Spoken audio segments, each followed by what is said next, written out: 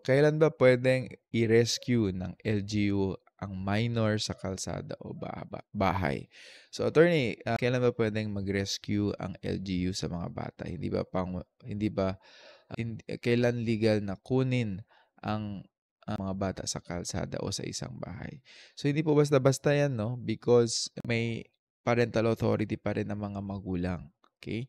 So, pero may mga sitwasyon po na inatasan mismo ng batas ang LGU na kumilos. Okay, under RA 7610, RA 9231, RA 9344, and RA 7160 or ating local government code, pwedeng mag-rescue ang LGU kapag ang bata ay at risk or naabuso na yung bata. So kapag may malinaw na report o observation na ang bata ay binubugbog, ginugutom,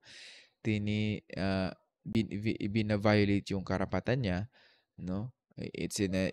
Ang bata ay nasa isang abusive home. So, ang DSWD, ang barangay ay naatasan pong iligtas muna ang bata at ilagay sa protective custody.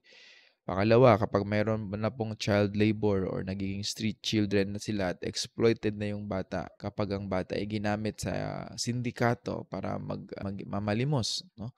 So may authority po ang LGU na i-rescue po sila.